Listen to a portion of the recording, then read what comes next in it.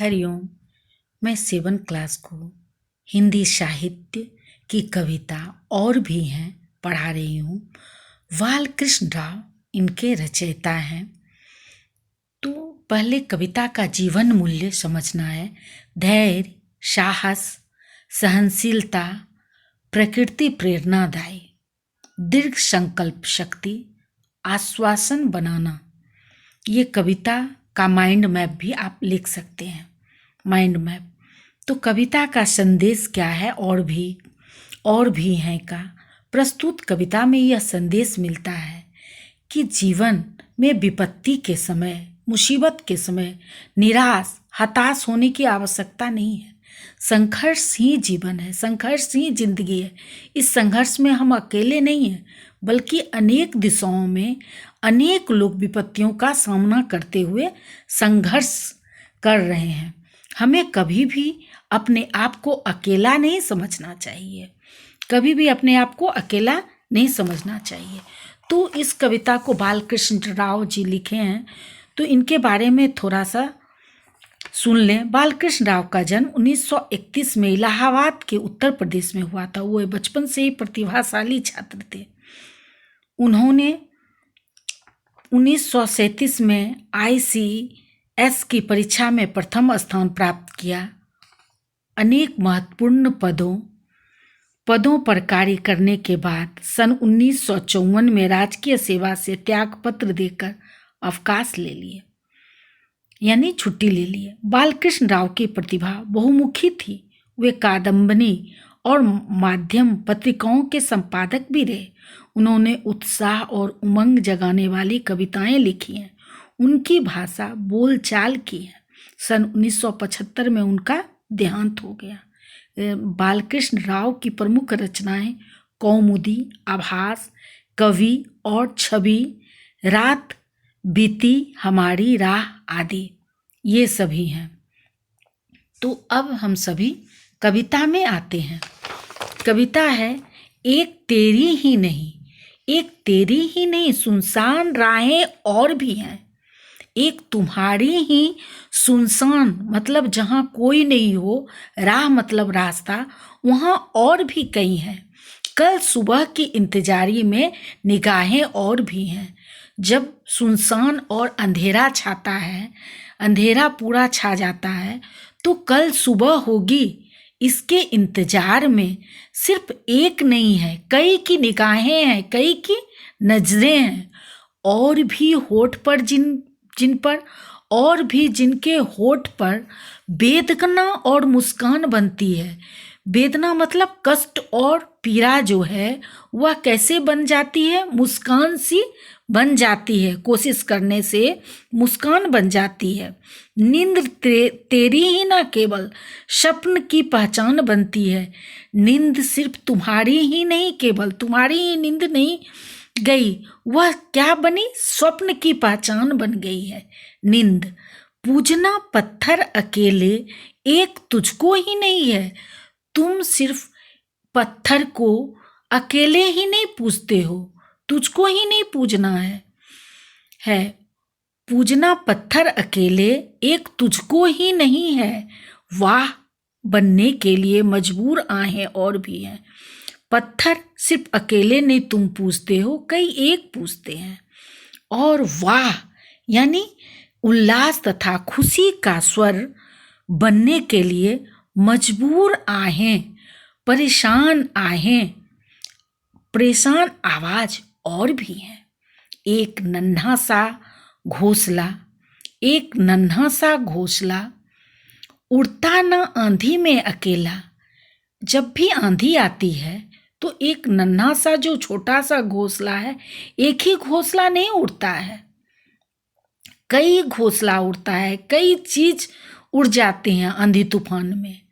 पड़ गया पाला अगर तो एक ठनी ना झेला। अगर पाला पड़ गया यानी ठंड के कारण जमी हुई ओस बहुत ज़्यादा ठंडी अगर पड़ रही हो तो एक ठहनी ही जो है वह नहीं झेलता, बाकी और सभी झेलते हैं। सोच तो क्या बाद में आई है अकेले को डुबोने। सोचो क्या बाद में आई है अकेले को डुबोने। नहीं, एक तिनका ढूंढती असहाय बाहें और भी हैं। एक तिनका का अर्थ है मामूली सहारा पाने की कोशिश, तो जिसकी असहाय बाहें हैं, एक तिनका भी उनका सहारा बन जाती है। तू अकेला ही नहीं, तू अकेला नहीं है इस संसार में जो कि संघर्ष कर रहे हो, जो अकेला चल रहा है। तू अकेला ही नहीं है इस संसार में जो अकेला चल रहा है, अकेला तुम नहीं चल रहे हो, और कई हैं, और तलुओं के तले भी यह धरातल जल रहा है। और तलुए जो पैर के तलवे हैं, इस धरातल में, धरा मतलब धरती, तल मतलब नीचे, यह जल रहा है। और हैं साथी जिन्हें तूने ना देखा और ना जाना, मतलब कई साथी हैं जो कि अकेला ही चल रहे हैं, जो अकेला ही नहीं है, जो अकेला चल रहे हैं, और उनका पैर का तलवा जो है यह धरती पर जल रहा है, धरातल पर। और हैं साथी जिन्हें तूने नहीं देखा और ना जाना। सामने है एक ही लेकिन दिशाएं और भी हैं। सामने एक ही है लेकिन दिशाएं और भी हैं, कई दिशाएं हैं। तो इस कविता के माध्यम से कवि यह कहना चाहते हैं कि जब भी जिंदगी जो है वो संघर्ष है, जीवन क्या है, संघर्ष है, तो मुसीबत के समय सिर्फ उदास होने की आवश्यकता नहीं है, और यह नहीं समझना चाहिए कि अकेले हैं। एक तेरी ही सुनसान राहें नहीं है, कई की है, और कल की सुबह की इंतजार की निगाहें भी कई हैं, और भी होठ हैं जिन पर वेदना मुस्कान बनती है। कई ऐसे ओठ हैं जो कि मुसीबत में हैं, और मुसीबत से निकलकर वह मुस्कान अपने आप मुस्कान बना लेती है, खुश हो जाती है। नींद ही तेरी ही नहीं, केवल वह क्या बन जाती है, स्वप्न की पहचान बनती है। पूजना पत्थर अकेले एक तुझको नहीं है, सिर्फ तुम ही पत्थर को अकेले नहीं पूजते हो, कई ऐसे हैं जो कि पत्थर को पूजते हैं। वाह बनने के लिए, उल्लास और खुशी का स्वर के लिए मजबूर विवश आहें और भी हैं, और कई हैं। एक नन्हा सा घोंसला सिर्फ आंधी में अकेला नहीं उड़ता है, कई ऐसे हैं जो कि कई घोंसले, कई चीज आंधी में उड़ जाते हैं। आंधी जब भी आती है तो कितने को नुकसान होता है। पड़ गया पाला अगर बहुत ज़्यादा ठंड हो गई, एक ठहनी को नुकसान नहीं होता है, बहुत को होता है। सोच तो क्या बात आई है अकेले को डुबोने, सोचो कि क्या बात आई है अकेले को डुबोने। एक तिनका, एक मामूली सा सहारा पाने की कोशिश के लिए असहाय, मतलब जिसका कोई सहारा नहीं